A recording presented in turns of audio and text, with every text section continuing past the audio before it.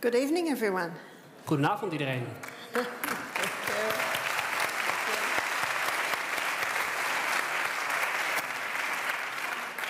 So it's a very exciting lecture tonight, though I think they're all exciting.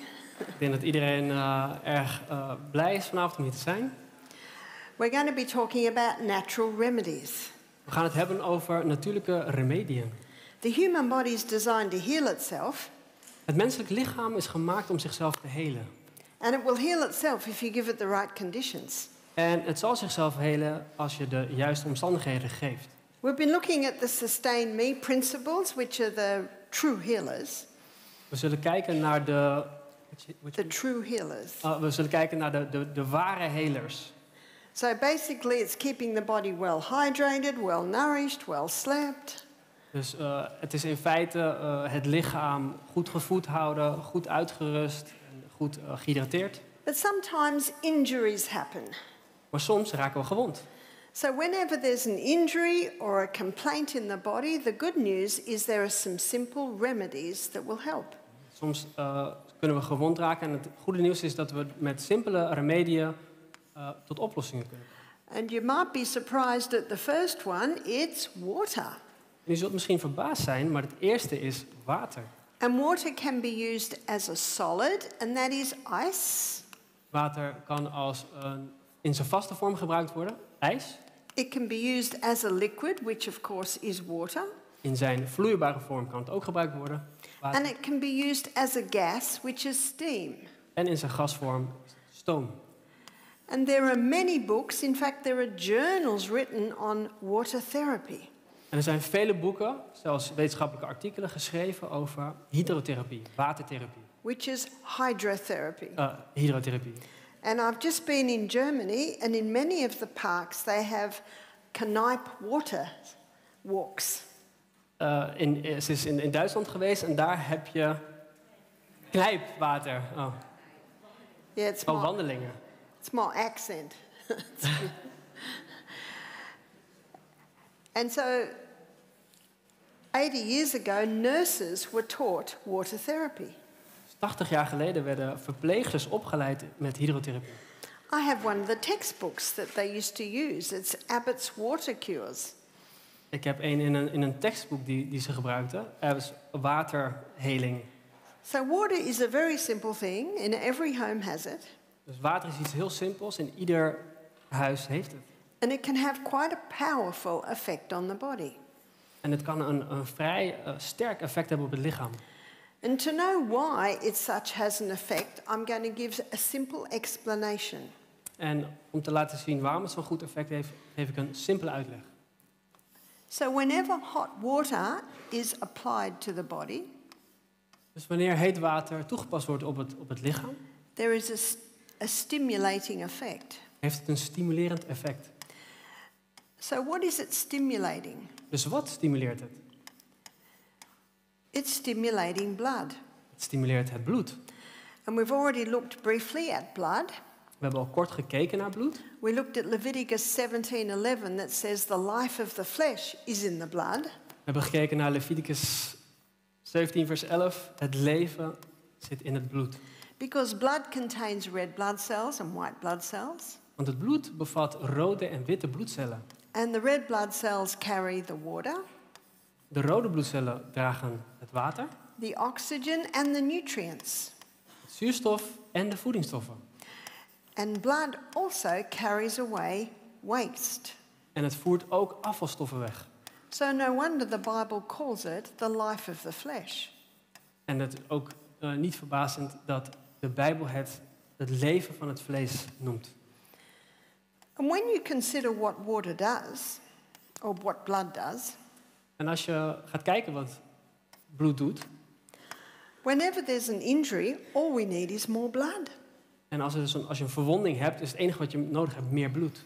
And what hot water does is it stimulates the movement of blood. En wat heet water doet, het stimuleert het bloed. And I'm sure at the moment, if you're feeling a little bit cold and you have a hot shower, there's a tingling. En soms als je gaat douchen, je hebt het koud en je gaat in een hete douche, dan voel je dat de tintelende sensatie. That's the stimulating effect of hot water. Dat is het stimulerend effect van heet water. But have you noticed that after a few minutes in the hot shower, there's no more tingling, there's a relaxation. Misschien heeft u ook wel gemerkt dat na een paar minuten er geen tintelend gevoel meer is. Er is ontspanning. Or a slowing down of blood movement.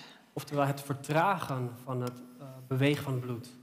And so with hot water, it takes 3 minutes to get from stimulation to slowing down. Dus bij heet water, dat heeft 3 minuten nodig om van stimulerende werking naar een afremmende, ontspannende werking te gaan. To the point that some people, when they have a hot bath, they even fall asleep in the bath. Tot op zo'n punt dat zelfs mensen die een heet bad nemen in slaap vallen in bad. Whereas cold water has a totally different effect. Terwijl koud water een volledig ander effect heeft. Initially, cold is very stimulating. In het begin is koud water heel erg stimulerend. And I don't know if anyone here is in the habit of turning the hot water off and having a quick cold at the end. Wie heeft er de gewoonte om het hete water helemaal uit te draaien en koud water aan te doen? Great to see some hands. You have to warn the neighbours. There'll be some screams coming out of the shower. Ja. Je moet je buren waarschuwen dat er wat geluiden uitkomen, wat schreeuwen. It has a stimulating effect, and we know that. We weten dat het een stimulerend effect heeft. And the reason it has a stimulating effect is because we're warm-blooded creatures. En de reden dat het een stimulerend effect heeft, is omdat wij warmbloedige dieren zijn. And when cold water... Schepsels, sorry. When cold... Sorry. Geen dieren. I don't know what he's saying. I said animal. I'm sorry. I just trust that it's right. And that's why when cold water touches our body, there's a reaction. Daarom, als het koud water ons lichaam aanraakt, is er een reactie. And that reaction is because the body's saying cold. Because if you stay in cold water too long, there's a definite slowing down. En dat is een reactie van het lichaam om aan te geven, het is koud, een schrikreactie. Want als je te lang in het koude water blijft, dan gaat het heel erg vertragen. And when the Titanic went down, Toen de Titanic zonk, many people died because their body just slowed down till it just stopped. stierven veel mensen omdat hun lichaam gewoon langzamer en langzamer bewoog totdat het stopte. And the body knows that, so that when cold water touches us, there's a reaction. En het lichaam weet dat, dus daarom als er koud water ons lichaam aanraakt, is er zo'n heftige reactie. Forget coffee to wake you up in the morning, just have a cold shower. Vergeet koffie als je wakker wil worden in de morgen. Neem een koude douche. And you won't get the corresponding dump that coffee will give. En je krijgt niet de dip van de koffie. So I was very happy to wake up early this morning. Ik was heel blij dat ik vroeg wakker werd vanochtend. I knew it was a 40-minute walk to the lake. Ik wist dat het een 40 minuten loopafstand was tot het meer. I walked very fast, I got to the lake and I dived in. Wow.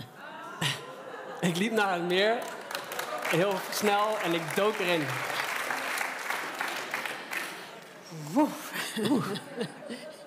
You know you're alive. Dan weet je dat je leeft. The good news is I wasn't in there long and I got dressed very, very quickly. Het goede nieuws, ik was er niet lang in en ik ging heel snel maar aan. But my energy levels go... Energielevels gingen. Because that's what quick cold does. It has a great stimulating effect. Dat is wat koud water doet. Het stimuleert. Now what we do with alternating hot and cold therapy... Dus wat we doen met het alterneren van heet en koud watertherapie. We use the stimulating effect of hot and the stimulating effect of cold. Gebruiken we de stimulerende effect van heet en van koud. Because what we're stimulating is blood. Want wat we stimuleren is bloed. And this usually happens 3 times. En dit gebeurt meestal 3 keer. And it is one of the most powerful pain reliefs that can be done to the body is this alternating hot and cold. Dus een van de meest sterke pijnstillende middelen om ons pijn te stillen. Now, fingers or hands or elbows can have this treatment. Dus vingers, handen, ellebogen kunnen deze behandeling hebben. Toes, feet, ankles. Tenen, voeten, enkels. And also any problem in the hip area, it can be done. Ook problemen in het heupgebied. You will need 2 tubs that you can sit in. Je hebt 2 baden nodig, kuipen, waar je in kan zitten. And the only part that actually is covered by the water is the hip area. En het enige gedeelte wat echt bedekt wordt door het water, onder water is het heupgedeelte.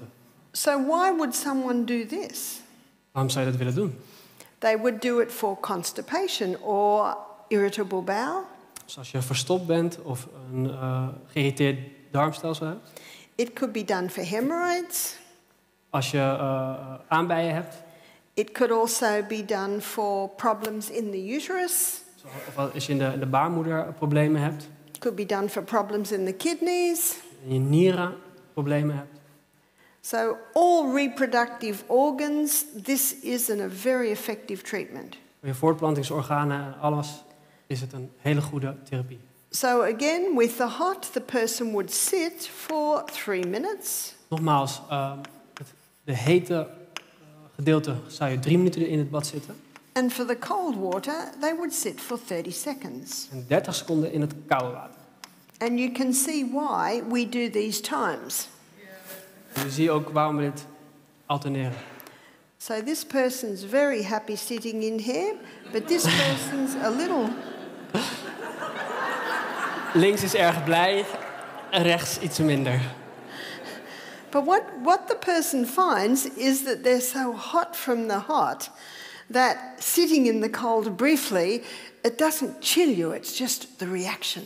Dus wat mensen merken is dat als je zo lang in dat hete bad zit, dat als je in het koude gaat, dat het gewoon een korte schrikreactie geeft. So I walked and ran very fast this morning and I had my big woolly jumper on. Dus ik liep heel snel vanochtend en ik had mijn wollen vest aan. So I was very warm when I dived into the lake. Dus ik was heel warm toen ik het meer in dook.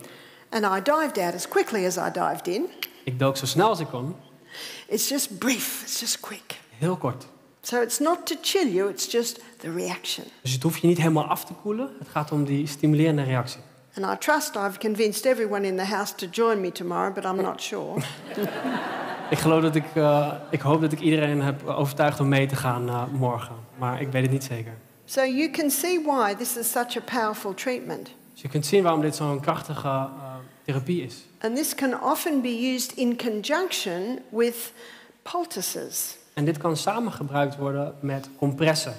So we're going to have a look at a few poultices that can be done for various ailments. Dus we gaan kijken naar verschillende compressen die gebruikt kunnen worden voor verschillende ziektes of aandoeningen. And the first one we're going to look at is onion. We kijken als eerst naar ui. And if you cut up an onion, you often start crying. En als je ui snijdt, dan ga je vaak huilen. The juice from the onion directly affects the mucus in the respiratory organs. Dus de stof die in de ui zit, die heeft direct effect op onze slijm en neusholtes. So onion can be used raw and it can be used cooked. Het kan zowel rauw als gekookt gebruikt worden. And for the raw onion, you might be surprised with what I'm about to tell you. En u zult misschien verbaasd zijn over wat ik over de rauwe ui ga vertellen. But it can be finely sliced and put in your socks so that it's touching the soles of your feet. Dus je kan het heel dun snijden en onder je voeten stoppen, in je sokken, tegen je voet aan. The biggest pores in the whole of your body are on the soles of your feet. De grootste poriën in je lichaam zijn onder je voeten. And if a person has a cough or chest cold, they can sleep with the onion on the bottom of their feet all night. Ja, dus als iemand een verkoudheid heeft of aan het hoesten is, dan kan hij met een ui slapen onder zijn voet de hele avond. Now to protect the bed, you can put a plastic bag over the sock and then another sock. En om het bed te beschermen kan je een plastic zak om je sokken heen doen. But a friend of mine was camping and the lady in the tent next door coughed all night. Een vriend van mij die ging kamperen en een tent naast mijn vriend zat een mevrouw die de hele avond aan het hoesten was. So the next afternoon she approached her and said, I noticed you have a cough.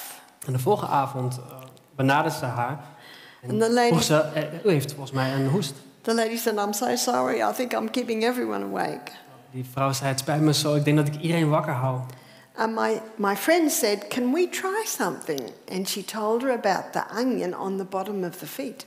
En een vriend zei van, ja, kunnen we iets proberen? En die deed dus een rauwe ui onder de voeten. Which she did, and that night, not one cough. En dat deed ze. En die avond hoestte ze niet 1 keer. So it's a great simple remedy for a congested chest, head cold or cough. Dus het is een hele simpele oplossing tegen hoesten, verstopping, hoofdpijn, koudheid. So it can be sliced and the best is the onion is touching the bottom of the feet. Dus het kan in plakjes gesneden worden en het beste is om het onder je voet te stoppen. And overnight is best because it's a bit hard to walk on through the day. 'S Nachts is het beste, want het is een beetje lastig om op te lopen overdag. You can also make a cough syrup. Je kan ook hoestsiroop ervan maken. And the cough syrup is very simple. Die is heel simpel. What you need is a jar. Je hebt een pot nodig. And in the jar you put about a centimetre of chopped onion. En je stopt in de pot een centimeter dikke plak ui. So this is our chopped onion. Gesneden ui. And then a teaspoon of honey. En dan een theelepel honing. And then you layer this until your jar is full. Dat ga je over elkaar heen lagen tot het vol is. You layer it until the jar's full or you've run out of onion. Totdat die vol is, ga je door of totdat de ui op is. And often the top one, you put about 2 teaspoons. En op de laatste doe je 2 theelepels honing. And after 24 hours, Na 24 uur what you'll find is you've got a syrup. zie je dat er een siroop ontstaat. Is ontstaan. And the syrup is what you use. En die siroop gebruik je. So we've got bits of onion sitting on the bottom, and then the syrup probably takes up about that much. Dus je hebt het versnipperde ui, dat blijft dan aan de onderkant, aan de bodem, op de bodem. En de siroop zit daar boven dan. And when you make it, the onion is thick and sticky. Dus als je het maakt, is de ui plakkerig. But after 24 hours, you'll find that the syrup is quite runny. Oh, maar dus na 24 uur zie je dat de siroop erg verdund is geworden. And it's a golden colour. Hij heeft een gouden kleur. And so you strain the onion out of the syrup and just keep the syrup. Dus je verwijdert de ui uit de siroop en je houdt de siroop over. Je filtert eruit. It's important to let it sit for 24 hours because by 24 hours the honey has taken all the properties out of the onion. Dus het is belangrijk dat je het 24 uur laat zitten in de honing, want dan heeft de honing de tijd gehad om alle goede stoffen uit de ui op te absorberen. So if the dose is for an adult, it might be 1 teaspoon 3 times a day. Dus de dosis voor your daughter? For an adult. And voor een adult, voor een volwassene is ongeveer 3 theelepels. And for a child, it might be half a teaspoon 3 times a day. En voor een kind is het een halve theelepel 3 keer per dag. And for a baby, it might be 1 little finger dip. En voor een babytje misschien een kleine vinger dippen. That's a very safe cough syrup that can be used. Het is een hele veilige siroop. The only person that might be cautious is the diabetic because of the honey. Alleen iemand die misschien diabetes heeft, moet oppassen vanwege de honing. Does it matter if the onion is white or red or brown? No, it doesn't matter. Het maakt niet uit of het een witte of rode ui of wat voor ui dan ook is. Now, onion can also be used cooked. Ui kan ook gekookt gebruikt worden. And the cooked onion is either steamed or dry baked with the skin intact. En de ui wordt dan gestoomd of gebakken met de schil intact. And when it is soft, then it's cut in half so that you're looking at the ring. En als het eenmaal gekookt is of als het klaar is, dan snij je het door de helft zodat je de ringen ziet. And this onion poultice is particularly helpful for an earache. En deze uicompress werkt vooral goed voor oorpijn. And so what you would do then is cover it with a cloth. Je doet er een doek omheen. And when it's covered with a cloth, then it can be wrapped on the ear. En dan kan je het op de oor zetten. You would always, of course, feel it on your arm to make sure it's not going to burn the ear. But when it's just cooled down a little bit, it can be bound to the ear. Ja, je kan zelf zorgen dat het niet te heet is door te voelen op je arm en dan met de juiste temperatuur toepassen. And then, when it's bound to the ear, you cover it with a piece of plastic. En als je het op het oor hebt gezet, dan kan je het met plastic een beetje bedekken. And what that piece of plastic does, it'll keep it warm. Dat beetje plastic houdt het wat langer warm. And then that might be bandaged on the ear. En dan kan je er een verband omheen doen om het vast te houden. Or some people will put a woolen beanie on the top just to hold it in place. En sommige mensen doen een wollen muts op hun hoofd om het vast te houden. You can keep it on the ear as long as you can keep it warm. Je kan het op je oor blijven houden zolang het warm is. It brings a lot of relief to the pain, plus it helps the body to resolve the problem. Het zal pijnverlichtend zijn en het helpt het lichaam om het probleem sneller te verhelpen. Now, part of being your own doctor Een onderdeel van je eigen dokter zijn is to listen. is dat je moet luisteren. And with all natural treatments, what you're watching for is relief. En met alle natuurlijke remedieën is hetgeen waar je naar kijkt is verlichting. And when you experience relief, it's basically the body saying, thank you, that's what I need. En als je die verlichting ervaart, dan is eigenlijk het lichaam die dat zegt, dank je wel. When symptoms are treated medically, it's not healing the problem. Dus als je op een medische manier problemen gaat proberen op te lossen, dan verhelp je het probleem eigenlijk niet. It just masks the problem. Het maskeert het probleem. But when you treat symptoms naturally, Maar als je symptomen natuurlijk behandelt when you're getting relief, it's the body saying, this is exactly what I need. en je verlichting krijgt, dan is het lichaam die zegt, dat is exact wat ik nodig heb. That's why such an important part of being your own doctor is to listen. Daarom is het zo belangrijk, als je je eigen dokter bent, om te luisteren. Now let's say you have a sleep with the onion on the ear and you wake up and the earache's gone.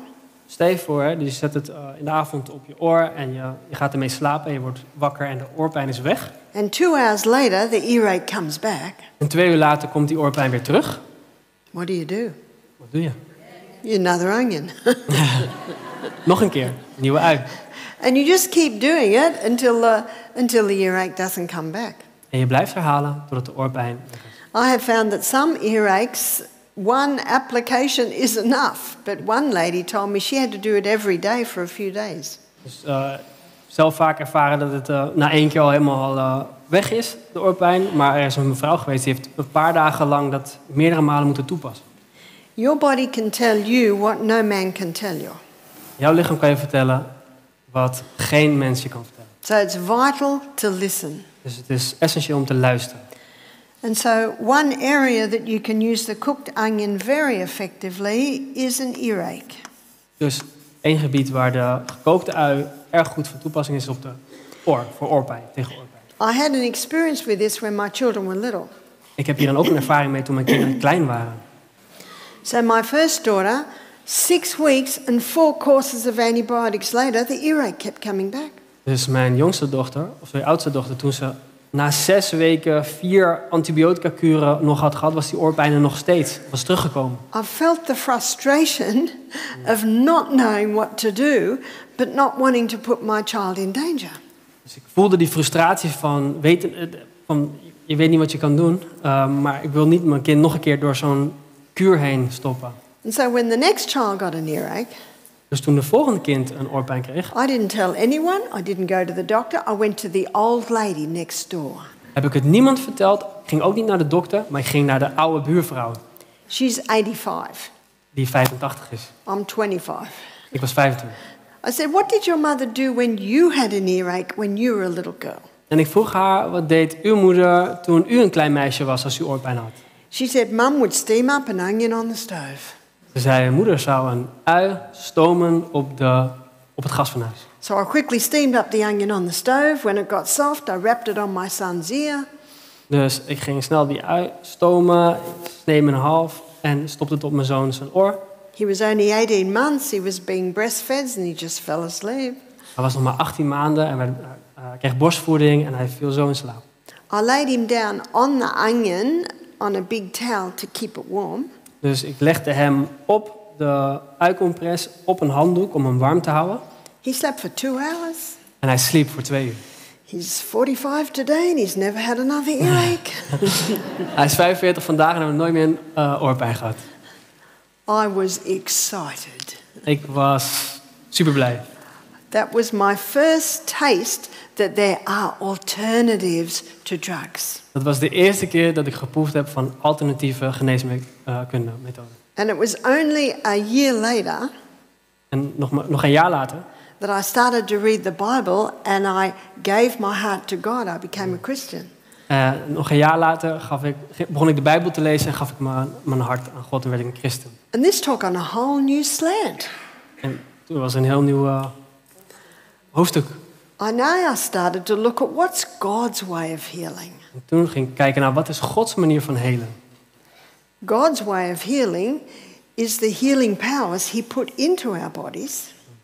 Gods manier van helen is dat hij die helende kracht in ons lichaam heeft gestopt. And all we need to do is work with that. En het enige wat we hoeven te doen is daarmee samenwerken. And as you can see by the water therapy we just looked at, Zoals je kunt zien, zoals bij de watertherapie waar we net naar hebben gekeken. that's what it does. It just works with the movement of the blood to bring about healing. Dat is wat het doet. Het stimuleert het bloed om het bloed te laten helen. And that's what the poultices do. Dat doen de compressen ook. So cooked onion can be used for earache and it can also be used for a boil. Gekookte ui kan dus gebruikt worden voor pijn of oorontstekingen en ook voor steenpuisten. Boils can be incredibly painful. Die kunnen zeer pijnlijk zijn. And the most painful time is when they're about to erupt. De pijnlijkste tijd is als uitbarsten. But when the pain is there and the boil's beginning to develop and you put a cooked onion poultice on it. Maar als de pijn er is en de steenpuist gaat zich ontwikkelen en je stopt er dan een gekookt ui-compress op. The drawing powers of the onion and the heat of the onion. Zodat de onttrekkende kracht van de ui en de hitte van de ui. It all brings it to a head. Zal het de steenpuist zeg maar naar het zal rijpen. Het rijpen van de. And because of the moistness and the heat of the onion, it softens the top. En door de hitte en de vochtigheid van de ui zal het de toplaag zacht maken. So it just gently opens it and all the waste comes out. Dus het zal het zacht openen en dan kan alle afvalstoffen kunnen weg. And I've had people tell me that who get boils that the cooked onion poultice made such a difference. En ik heb mensen horen zeggen tegen mij persoonlijk dat die steenpuisten hadden, dat zo'n gekookte uikompres een wereld van verschil maakt. They said it reduced the pain. Het verlaagde de pijn. And when it did open, everything came out. En als het open ging, kwamen echt alle afvalstoffen kwamen eruit. One man said to me, he's had them for years and they're incredibly painful and there'll be an eruption and then the next day there'll be another eruption, so the misery continues. Dus er was een meneer die had daar last van steenpuisten en er kwam telkens, maar werd het rijp en dan ging het open en dan bleef het maar eigenlijk opnieuw herhalen. He said, I can't believe the difference by just using the cooked onion. En hij zei, ik kan het gewoon niet geloven, het verschil wat het uitmaakt, zo'n gekookt uikompres. Now for both of these problems, the doctor would give an antibiotic. Voor beide problemen zou de dokter een antibioticum geven. But you know that 100 years ago that was not common like it is today. Maar weet je, 100 jaar geleden was dat niet de gewoonte zoals het nu vandaag is. 200 years ago, people knew these simple natural remedies. 200 jaar geleden wisten de mensen deze natuurlijke, simpele remedieën. And of course, antibiotics weren't discovered till 1929. En natuurlijk bestond antibiotica nog niet. Het was nog niet ontdekt. That's almost 100 years ago. Dat is bijna 100 jaar geleden. And the problem today is, and the World Health Organization have stated this. Het probleem vandaag, en dat heeft de Wereldgezondheidsorganisatie ook gezegd. the overuse of antibiotics. Het te veel overmatig gebruik van antibiotica. To the point that someone can be in a crisis given an antibiotic and it doesn't work because they've become immune to them. Tot het punt dat je het in een crisis wil gaan gebruiken en dan werkt antibiotica niet meer, want diegene is resistent geworden. And these simple treatments bring relief and yet they help the body to heal from the problem. Maar deze simpele methodes die geven verlichting en die helpen ook het lichaam herstellen. And I think every home has an onion. En ik denk wel dat ieder thuis een ui heeft. Garlic. Knoflook. Garlic is something else that can be used. Knoflook kan ook gebruikt worden. And I'm going to give you a recipe for the flu bomb. En nu komt er de griepbom recept. You could call this the flu bomb, you could call it the cold bomb, and you could also call it the COVID bomb. Dus het is een griepbom, verkoudheidsbom, covidbom. Far more effective than any shot. En veel effectiever dan iedere vaccinatie. Amen. And no side effects. Geen bijwerkingen. You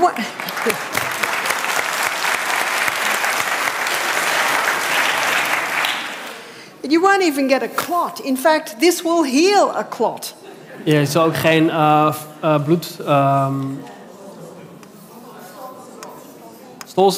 bloedprop krijgen, maar het zal het verlichten. So the first ingredient is garlic, and I'll leave it up to you. Some people can handle a small clove, some can handle a big clove, some can even handle 2 cloves. Dus ik laat het aan u over hoeveel knoflook u gebruikt. Sommige mensen kunnen zelfs 2 tenen gebruiken, maar dat is het eerste ingrediënt. And the garlic is either finely grated or crushed. Dus, fijn geraspt of geplet. And there is an amount for ginger, and that's approximately 1/4 teaspoon. En voor de gember is het 1/4 theelepel. And it is finely grated. Heel fijn geraspt. Next ingredient is eucalyptus oil. Het volgende ingrediënt is eucalyptusolie. And there's definitely an amount for eucalyptus oil. It's 1 drop. En dat is 1 druppel. Dus a lady said, I bought the eucalyptus oil, but it says not fit for human consumption. Dat was een mevrouw die zei, ik heb eucalyptusolie gekocht, maar ze zegt het is helemaal niet goed voor menselijke consumptie. I said, we're not asking you to drink half a cup. It's 1 drop. We vragen u niet om een glas weg te drinken, gewoon 1 druppel. And in Australia, you can buy eucalyptus cough lollies that you can suck on. En in Australië heb je van die eucalyptus lollies, hoestlollies waar je op kan zuigen. And what do you think's in them? Eucalyptus oil. En wat denkt u dat daarin zit? Eucalyptusolie. The next ingredient is cayenne pepper. Het volgende ingrediënt is cayennepeper. And cayenne pepper, I'll leave that one up to you. En dan mag je zelf bepalen hoeveel u doet. Some people can handle a sprinkle, some people can handle half a teaspoon, whatever you can handle. Sommige mensen kunnen een klein beetje eroverheen sprenkelen en anderen een halve theelepel. Next ingredient is lemon juice. Volgende ingrediënt is limoensap. And it's usually the juice of a lemon. Het sap van een limoen. And the next ingredient is honey, 1 teaspoon. En 1 theelepel honing. And you could put 4 teaspoons of honey in it, but it will not improve the flavor. Je kan 4 theelepels honing doen, maar het wordt er niet lekkerder van. And with that, you put it in half a cup of hot water. En dat stop je in een halve cup, dat is 125 milliliter heet water. And you might be surprised with the next piece of advice, you drink it. En het volgende advies is, je drinkt het. Now, you don't have to chew up the garlic and the ginger, you just throw it down. Je hoeft de knoflook en de gember niet te eten, je kan het weggooien. But what you'll find is for sore throat, sinus, chest, colds, flus, it relieves the symptoms. Ja, dus het is verlichtend voor keelpijn, verstopte holtes, griep, verkoudheid, noem maar op. And often it will relieve the symptoms for sometimes 3 or 4 hours. En het kan de symptomen verlichten voor soms wel 3 tot 4 uur. Now, not every stomach can handle all the garlics and the ginger straight on the stomach. Niet ieder maag kan dit aan, dit recept. So you might drink that after you've had a bowl of thick soup. Dus misschien neem je dit na een dikke kom soep. Or some people find they can handle it if they have a banana straight after, something like that. Of misschien nadat je een banaantje hebt gegeten. Zodat het, And so that's the flu bomb. Dat is de griepbom. And of course you can't give this to a baby, but there is a way to give garlic to a baby. Je kan dit uiteraard niet aan een baby geven, maar er is een manier waarop je wel knoflook aan een baby kan geven. To give garlic to a baby, you can bind it to the bottom of their feet and you finely slice the garlic into little thin slices. Voor baby's kan je knoflook in hele fijne plakjes snijden en het onder de voet van de baby zetten. So they must be fine slices, never grate it and never crush it. Dus het mag niet gestampt worden, gebroken. Het moet echt fijn gesneden worden. And then you'll get a piece of cloth, maybe a bit of fine cotton, and you lay the garlic onto the cotton. En je stopt die stukjes knoflook, die plakjes, op een katoenen doek. And what you'll do with this cloth is it'll go over the top of the garlic. En dat katoenen doek gaat ook over het knoflook heen. And then that is bound on the bottom of the foot. En dat stop je onder de voet. And over the cloth comes the foot. Over het doek komt de voet. Sorry, I'm not a great drawer with feet. Is it at the bottom? At the bottom, right? Soles of the feet. Ja, oké. Ja. But never must the garlic touch the skin. Ja, de knoflook mag niet de huid aanraken. Or you'll blister the skin. Want je kan het blaren geven. My sister told me she did this her grandson recently. Zie? My sister did it to her baby grandson. Mijn zus deed het bij haar kleinzoon. And within 20 minutes the baby was screaming.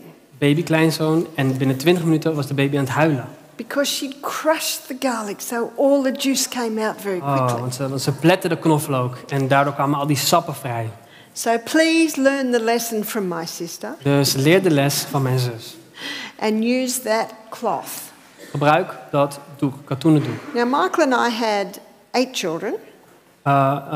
Michael en ik hadden 8 kinderen. When we married 26 years ago, I had 6, he had 2, so there's our 8. Toen 26 jaar geleden getrouwd waren, had ik er 6, hij had er 2. Bij elkaar 8. And you know what 15-year-old boys sometimes do? En weet u wat 15 jaar oude jongens soms doen? I don't know what they do in the night. I think they have wrestles, but their feet go through the sheet. Ja, dus ze worstelen waarschijnlijk in de nacht en hun voeten gaan door de lakens heen. Now that's the perfect sheet to tear up for your poultice box. En dat laken wat kapot is perfect om dit soort compressen mee te maken. And of course, when you've got that many children, the sheets start to wear out after a while. En als je zoveel kinderen hebt, dan slijten de lakens snel. But that's the sort of cloth that I would use for poultices. Dat is dus het soort doek wat je kan gebruiken voor deze compressie. Now I'd like to have a look at something in our flu bomb mix, which is ginger. Nu gaan we kijken wat er ook een bestanddeel is van de griepbom en dat is gember. And ginger can be used internally and externally. De gember kan intern of inwendig en uitwendig gebruikt worden. So using it internally, it's one of the best herbs for nausea. En als je het inwendig gebruikt, dan is het een van de beste kruiden tegen misselijkheid. It's also really nice on a sore throat. Ook fijn tegen een zere keel. In our next lecture, we're going to be looking through our gut. En in de volgende lezing gaan we kijken naar de darmstelsel. And a little bit of hot ginger tea before the meal can boost digestion. En een beetje hete gemberthee voor een maaltijd kan de spijsvertering bevorderen. And if anyone has chilled very badly and they're very cold, a hot ginger tea can do much to warm their body. En als iemand het koud heeft, dan zal een hete gemberthee veel doen om het lichaam te verwarmen. So that's how the ginger can be used internally. Dus zo kan de gember inwendig gebruikt worden. And externally, it's excellent for inflammation. En uitwendig is het uitstekend tegen ontstekingen. We looked at arthritis a few nights ago. We hebben naar artritis gekeken een paar nachten geleden. And I said I'd be looking at some things tonight that could be used for inflamed and sore joints. En ik zou vanavond dan gaan kijken naar iets wat we kunnen gebruiken tegen ontstoken of geïrriteerde gewrichten. So I'm going to show you how to make a ginger poultice. Dus we gaan kijken naar een gembercompress. So let's say we're going to make a ginger poultice for an inflamed wrist. Dus Steven, we gaan kijken voor een gembercompress op een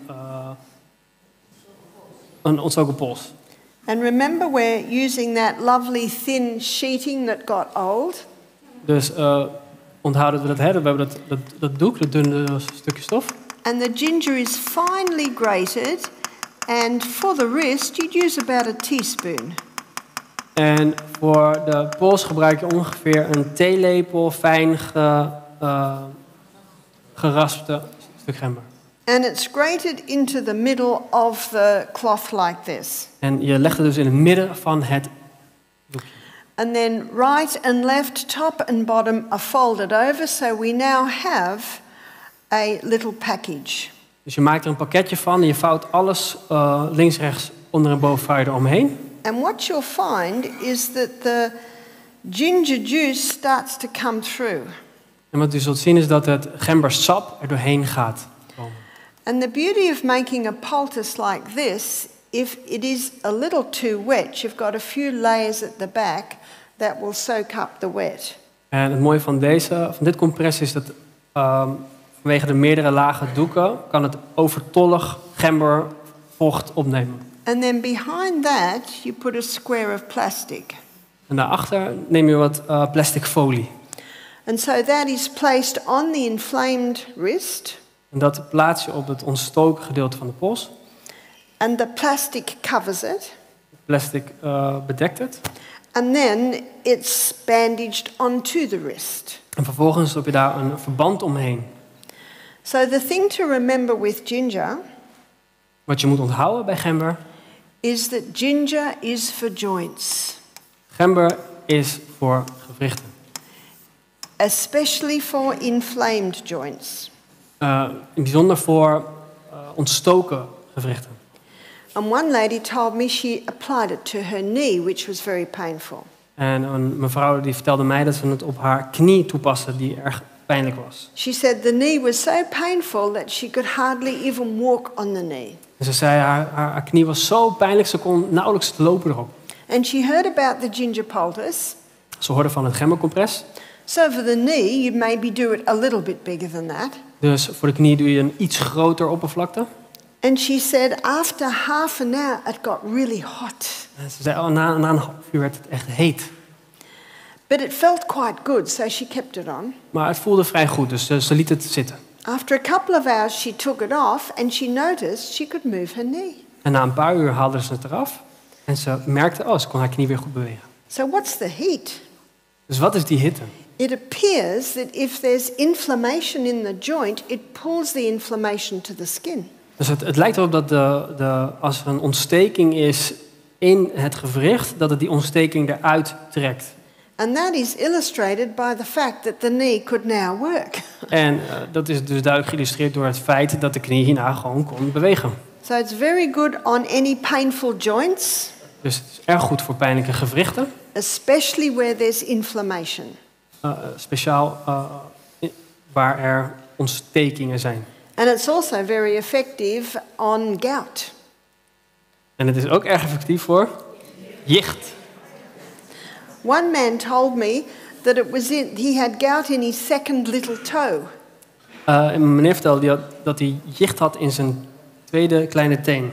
So he made a tiny little poultice and put it on his second little toe. Dus hij maakte een klein compress en deed het eromheen. In the morning, the second little toe was the second smallest. It was perfectly fine, but the next toe was hurting. Dus nu was die tweede teen waar de pijn zat, was weg de volgende ochtend. Maar nu was het de andere teen die pijn deed. So the next night he put it on in the middle toe. Dus de volgende nacht deed hij het om die andere teen. When he woke up, that toe was fine, but it was the next toe that was hurting. En nu was die teen weer goed, maar was de pijn in de volgende teen.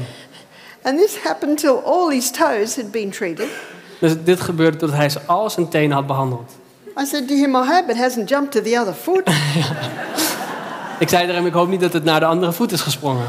But it's very effective for joint inflammation. Het is erg effectief voor ontstoken gewrichten. Now, the lady with the knee, she was so excited about the result that she did another one in the afternoon. Dus de vrouw die een pijnlijke knie had, die was zo blij met het resultaat dat ze het nog een keer in de middag deed, een half uur. Then she did another one overnight. En toen deed ze er nog één over de nacht heen. And when she woke up in the morning, the skin was all red and blistered.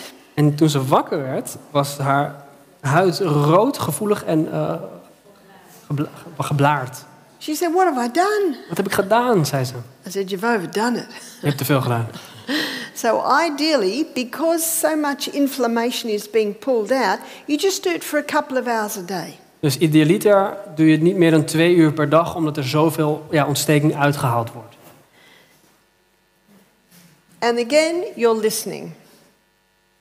You're listening. En nog steeds luistert u. And her body just told her she overdid it. Ja, en haar lichaam zei dus tegen haar, Now, if je hebt het te veel gedaan. If someone at our retreat's got a sore back or sore knee, we usually put the poultice on about 6 o'clock in the afternoon. Dus als iemand in de retraite komt in het gezondheidscentrum en die heeft een pijn in de rug of knie ergens, dan doen we het 6 uur in de middag, 6 uur 's avonds, stoppen we de compressor op. And then by 8 o'clock we say, how does it feel? En om 8 uur 's avonds, 2 uur later, vragen we, hoe voelt het? And if they say, it's burning me, I can't bear it. En als ze zeggen, oh het brandt me, ik kan het niet aan. Well, we take it off. Haal het weg. But if they say, oh, it feels so good, well, we'll leave it on. En als ze zeggen, oh het voelt echt goed, dan laten we het op. So that's again why you're listening. There's no absolute rule here. You're listening. En daarom luister je naar je lichaam. Er is geen absolute regel hier. So remember, ginger is for joints. Onthoud, gember is voor de gewrichten. And it's especially for inflammation of the joints. En nadrukkelijk voor ontstekingen van de gewrichten. Now the lady who'd overdone the ginger and now the tissues were all swollen, now the potato comes in. Ja, dus de mevrouw met haar gezwollen, geblaard been, knie, zorgt ervoor dat er nu de aardappelcompress aankomt. So potato, it's best for tissue inflammation. Dus de aardappel is het beste voor weefselontsteking. So this could be an ingrown toenail. Dus het kan voor een ingegroeide teennagel zijn. And it could be used for a splinter that you weren't able to get out and it's all swollen. En ook voor een splinter die je er niet hebt uit kunnen krijgen en het is helemaal opgezwollen. But what I have done many times for ingrown toenail or splinters, I first of all do the hot and cold treatments. Maar wat ik vaak heb gedaan voor ingegroeide teennagels of splinters ergens, is dat je eerst een heet-koud therapie doet. A lady came to see me one day and she had her 7-year-old son with her. En dan kwam een mevrouw eens in de praktijk en zat haar 7-jarige zoon mee. And his finger was twice the size. En zijn vinger was 2 keer zo dik. I said, what happened to that finger? En ik vroeg, wat is er gebeurd met zijn vinger? She said it's inflamed. I said, well, I can see that. Ze zei, ja, het is ontstoken. En ik zei, ja, dat kan ik zien, ja. I said, what have you been doing? Maar wat heb je gedaan? She said, he's on his 2nd course of antibiotics. Hij is op zijn 2e antibiotica-kuur al. He's having painkillers and sleeping tablets. Hij heeft pijnstillers en slaaptabletten. This is 10 days later. En dit is 10 dagen later. And what's the definition of insanity? En wat is de definitie van gestoordheid? This is not rocket science, is it? Dit is geen hogere wiskunde. I said to her, can I try something? She said, please. Ik vroeg aan haar, mag ik iets proberen? Ze zei, alstublieft. So what I did with the finger is I just got 2 mugs. Dus wat ik deed met haar vinger, ik nam 2 bekers. You know, a mug that you'd have a hot drink in. Waar je een hete kop uit drinkt.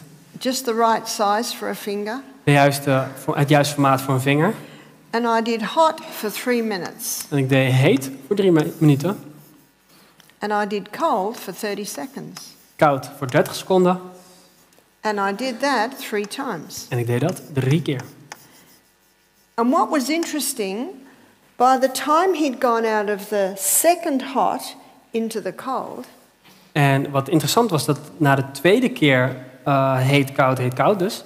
I saw his little body relax and a smile came to his face. Dan zag ik zijn lichaam relaxen en een lach op zijn gezicht. Now what's that telling you? Nou, wat zegt u dan? He's getting relief. Hij krijgt verlichting. You see, in an injury, the blood tends to pool or sit in an area. Dus bij een bepaalde verwonding gaat de huid strak trekken. En het bloed blijft daar zitten. And what the alternating hot and cold does is it moves fresh blood in and it drives the old blood out. En wat dus het alternerend heet-koud bad doet, is dat het goed bloed aanvoert en het slecht of het oude bloed weghaalt. And the fresh blood is bringing more oxygen, more nutrients, more water, more white blood cells. En het verse bloed brengt dus meer voedingsstoffen, meer zuurstof, meer water naar de plek. Now, every time his finger was in the cold, I put a little bit more hot into the hot to keep it hot. En iedere keer als hij zijn vinger dus in de koude water deed ik iets meer heet water bij het hete water, zodat het goed heet bleef. Now, he was only 7, and the first hot, I only made it warm because he couldn't bear anymore. En omdat hij maar 7 jaar was, heb ik het niet al te heet gemaakt in het begin. Half zo heet. But I knew after his finger had been in the cold, his finger would handle it a little hotter. Dus ik wist wel dat nadat hij zijn vinger in het koude water had gedaan, dat hij wel iets nog heter water zou kunnen aankunnen. So important to observe or listen. Dus het is heel belangrijk om te blijven observeren en te blijven luisteren. You're listening and you're observing to body's response. Je luistert en je blijft observeren naar het respons van het lichaam. And then I made a very small grated potato poultice, just like this. En toen maakte ik een hele kleine aardappelcompres. And I laid his finger on the poultice and wrapped it around and taped it on. Dus ik legde zijn vinger op het compres, vouwde het eromheen en verbond het. And then I always ask for God to bless the poultice. Ik vraag altijd aan God of hij de compres wilt zegenen. You see, God made the body to heal and God gave us these vegetables and herbs to use. Weet u, God heeft het lichaam zo gemaakt om te helen en hij heeft ons ook de kruiden en de groentes gegeven om het te laten helen. What potato is, it's very cooling to an inflamed area. En aardappel werkt erg verkoelend voor een verhit of ontstoken gebied. It is also a drawer to draw things out. Dus het onttrekt ook uit het weefsel. Now that little boy just sat there smiling for the rest of the time I was talking to his mother. Nou, die kleine jongen die zat daar de rest van de tijd alleen maar te lachen terwijl ik met zijn moeder aan het praten was. He'd got relief. Hij had verlichting. Now just observe these hot and colds again. Laten we nog even kijken naar die heet-koud therapieën. So consider this. How long does that take? Let's be generous and say, 12 minutes? Laten we even nagaan hoe lang dit hele proces nou duurt. Laten we een beetje ruim nemen, 12 minuten. How long does it take a painkiller to kick in? Hoe lang duurt het voordat een pijnstiller inwerkt? Half an hour? 40 minutes? Half uurtje, 40 minuten? This is quicker, more powerful, no side effects. Dit is sneller, krachtiger en geen bijwerkingen. And these alternating hot and colds have been used for centuries. En dit alternerend heet-koud therapie wordt al eeuwen gebruikt. And in the area of pain relief, there's no equal to them. En wat pijnverlichting betreft is er geen gelijke aan. Now the mother told me later, when they got home at 2 o'clock, the little boy said, "Can we do that again?" Dus toen de moeder thuis kwam, om 2 uur, zei die jongen, kunnen we dat nog een keer doen? Why did he ask that? Waarom vroeg je dat? Because he'd got so much relief. Omdat hij zoveel verlichting erdoor kreeg. And so she put another fresh potato poultice on. She did it again that night. And then when he woke up in the morning and they took the poultice off, the finger was finally back to normal. Dus ze bleef dat aardappelcompress meermalen gedurende de dag en nacht op de vinger leggen. En toen hij wakker werd, was de vinger geheeld. Now there's a bit of a hole there. Er is nog een gat daar. You see what had happened, he had a blister and it broke and he's playing in the dirt with his little cars, so dirt got in there. We zijn nog niet klaar, dus helaas, er zat nog een gat in zijn vinger. Er kwam viezigheid in. And that mother didn't know what to do. En die moeder wist niet wat ze moest doen ermee. Het was ontstoken waarschijnlijk. And isn't that true with most people? They don't know what to do. En is dat niet hetzelfde met de meeste mensen? Je weet niet wat je ermee moet. Now on YouTube, if you put Barbara O'Neill and poultices, you'll get a whole demonstration of these simple natural remedies. Dus op YouTube, als je Barbara O'Neill intypt en poultices, dus Engels, of compressen, dan vind je dus heel veel filmpjes hierover, hoe ze het demonstreert.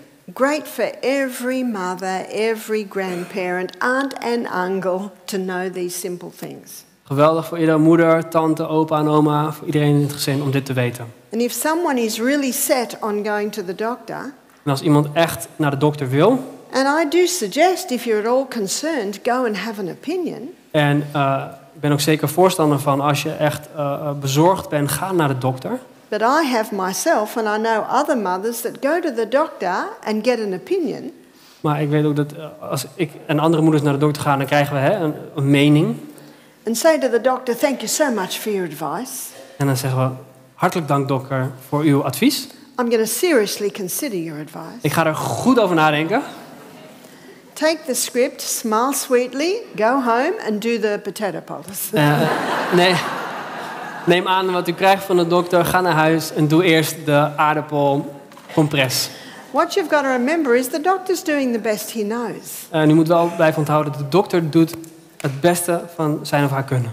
And in a crisis, we're very thankful for the skill of the surgeon. En we zijn in een crisis ook erg dankbaar voor de kwaliteiten van een chirurg. But we're talking about simple things that just happen in day-to-day life. Maar we hebben het hier over simpele dingen die gebeuren in het dagelijks leven. Especially if you've got children. Vooral als je kinderen hebt.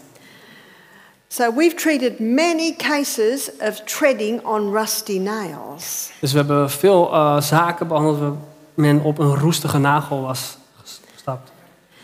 Spijker. And what are we told if you tread on a rusty nail, you must have?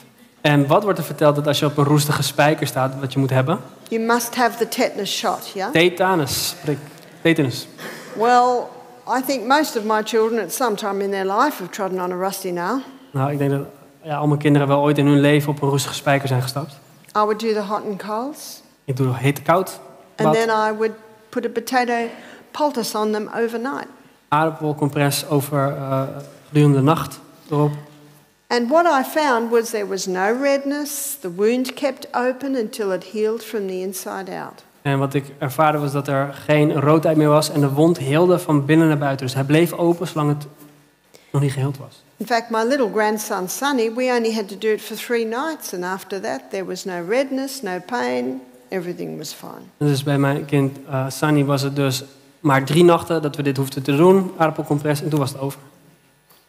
See, often in an injury, the body needs a little bit of help. Dus in een ongeval, in een bepaald ongeval is er dus hulp nodig voor het lichaam. I'd like to look at cayenne pepper now. Nu gaan we kijken naar cayennepeper. And cayenne pepper is a powerful herb. En dit is een krachtige kruid. And it can be taken internally and externally. En het kan inwendig en uitwendig gebruikt worden. And internally, we looked at this with heart, it thins the blood. Intern verdunt het bloed. But you could take 2 buckets of cayenne pepper a day and you will never have blood coming out of your nose. Maar je kan 2 emmers cayennepeper nemen per dag en het zal geen bloed uit je neus laten stromen. And I've certainly known that to happen with people who are on medical blood thinners. En dat gebeurt wel, kan gebeuren met mensen die op bloedverdunners, medicijnen bloedverdunners zitten. But I don't know anyone that has 2 buckets of cayenne pepper a day. Maar dat gebeurt niet als je cayennepeper tot je neemt. So it thins the blood. It also opens the capillaries. Het opent ook de haarvaten. Also strengthens the arterial wall. En het versterkt de bloedvaten, de wanden. Strengthens the capillary wall and it also boosts digestion. En het stimuleert spijsvertering. So it's great internally. Dus het is geweldig inwendig. And you can also use it externally. En je kan het dus ook uitwendig toepassen. And where you use it externally is in peripheral neuropathy, which is where people have lost the feelings in their feet. Dus uitwendig kan je het gebruiken bij gevoelverlies in de voet. Now, the only time you would never put feet in hot water is when the feet are cold. En je stopt nooit koude voeten in heet water. And you would never put feet into hot water if they had no feeling in them. En je stopt ook geen voeten in heet water als ze geen gevoel meer hebben. Because what you can do is you can damage the tissues. Want je kan het weefsel echt beschadigen. But what you can do is you can stimulate circulation into the feet by a cayenne pepper compress on the bottom of the feet. Maar wat je wel kan doen is een cayenne compress toepassen om het bloed te stimuleren. So to make the cayenne pepper compress, we put a thick piece of plastic down. Dus om een cayennepepercompress te maken, leg je eerst een stuk plastic neer. And then we put a double layer of kitchen paper. Dan een dubbele laag keukenpapier. And on that double layer of kitchen paper, we sprinkle olive oil. En vervolgens druipen we daar olijfolie op. And you'll understand why we're sprinkling a little olive oil. En we gebruiken een klein beetje, en u begrijpt waarom. Because now you're going to sprinkle a half a teaspoon of cayenne pepper over this. Nu komt er dus een halve theelepel cayennepeper And op. what the olive oil does is it causes the cayenne pepper to stick to the paper. En het olijfolie zorgt ervoor dat de cayennepeper op het keukenpapier blijft plakken. And then the foot is put straight onto that. En dan stoppen we de voet hier direct op. So here's the foot. Hier is de voet. And so the bottom of the foot is touching. I think we've got 4 toes. Is that right? De zool van de voet raakt dus de cayennepeper aan. So the foot goes straight onto that and then you put a sock on. Ja, dus de voet gaat er rechtstreeks op en dan een sok aantrekken. And you put that on both feet. Op beide voeten. And people with cold feet, by the time they wake up in the morning, the feet are warm. En mensen met koude voeten, als ze wakker worden in de ochtend, dan zijn hun voeten lekker warm. And I find people with no feeling in their feet, by the time they wake up, often there's pins and needles in their feet. Dus, en ik heb zelfs gehad dat mensen die echt gevoelloze voeten hadden, dat die in de ochtend wakker werden met een tintelend gevoel in hun voeten. So this compress can be applied anywhere with a part of the body that's lost feeling. Dus dit compress kan overal toegepast worden op het lichaam waar men gevoel heeft verloren. I have run out of time, but I'm going to go a little bit longer and look at castor oil. Oké, we hebben niet veel tijd meer. Iets over tijd. We gaan nog even hebben over castorolie. And castor oil penetrates deeper than any other oil. Castorolie dringt dieper door dan iedere andere olie. And wherever it penetrates, it breaks up lumps, bumps, congestion and adhesions. Overal waar het in binnendringt, lost het knobbeltjes op en verklevingen, soortgelijke dingen. So this is how you make your castor oil compress. Zo maakt u het castorolie compress. You want about 4 layers of cloth. U wil ongeveer 4 lagen doek hebben. And ideally it's always out of natural fiber. En idealiter altijd natuurlijke vezels. And then you pour the castor oil on in the middle of the cloth. Ja, en dus u drupt het castorolie in het midden van het doek. It'll take about 10-15 minutes and it'll spread out a little bit more as it soaks in. Dus na 10-15 minuten verspreidt het zich een beetje als het meer wordt opgenomen door het doek. And when it's applied to your hot body, it thins out even a little bit more. En zodra het toegepast wordt op het lichaam, wat al warm is, gaat het nog meer verdunnen. You see, if you cover the whole cloth with castor oil, when it goes onto your hot body, you'll have the very uncomfortable situation of castor oil dripping everywhere, and you don't want that. Ja, als je te veel doet, dan heb je de hele onprettige ervaring dat er overal castorolie is. Dat wilt u niet. So this can be applied to the abdomen for constipation. Dus dit kan ook toegepast worden op de buikregio, bij de darmen of tegen constipatie. It can be applied to the abdomen for fibroids in the uterus or cysts on the ovaries. Het kan ook bij cystus of vleesbomen in de baarmoeder kan het gebruikt worden. It can be applied to the breast for breast cancer. Het kan op de borst toegepast worden bij borstkanker. It will break up a bone spur. Het zou een verkalking ook aan kunnen verwijderen. It can break up tumors. Het zou ook nog tumoren kunnen verwijderen. When I was in Nebraska a few months ago, a lady told me about a bunion that she had on her foot, this bone that came out. Dus een paar maanden geleden vertelde een vrouw dat ze een aandoening had onder haar voet bij een stuk bot wat een beetje drukte tegen de huid aan. She told me that she applied castor oil compresses every single night for 2 months, and the bunion's gone. Dus ze passen dit castorolie-compress 2 maanden lang toe en vervolgens was deze uitstulpsel verdwenen. So that's quite incredible. Dus dat is geweldig. It's not a very nice foot, so we'll just rub that out. Dat is niet een heel mooi voet. You can also put it in the eye and it'll dissolve cataracts. Je kan het ook in de oog toepassen en dan haalt het staar weg. Lost het staar. I've had a few people tell me that. Ik heb een paar mensen gehoord die me dat hebben verteld. And so you can see you don't have to have much in your first aid kit. Dus je hoeft niet helemaal je eerste hulpkit door te gaan. I'm out of time, but I've just got a few minutes for the last one, which must be in the first aid kit, which is charcoal powder. Dit is dus iets wat wel in je eerste hulpkit moet, castorolie. En het volgende is houtskool, actieve houtskool, wat je in je eerste hulpkit doet. And what charcoal does is it absorbs and it neutralizes poisons. Wat actieve houtskool doet, is het absorbeert en het neutraliseert gifstoffen. And so charcoal can be taken internally for any poisoning.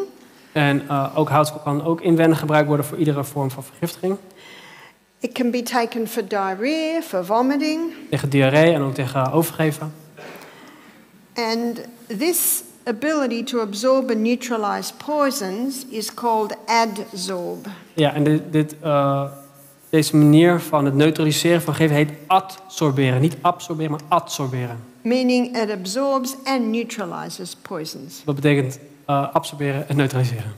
It can also be applied to the skin for any types of poisoning, bee skins, ant bites, snake bites. Dus voor allerlei beten en steken van insecten, bijen, mieren, slangen, kan je dat uitwendig toepassen. So your first aid kit Dus je eerste hulpkit has lots of little cloths and tapes, etc. Hij heeft veel doeken en verbandspulletjes en tape om het vast te maken. It has cayenne pepper, it has charcoal and it has castor oil. Het heeft cayennepeper, houtskool, actieve houtskool en castorolie. And that's just about everything you need. En dat is ongeveer alles wat je nodig hebt. So we'll have a break now. Pauze.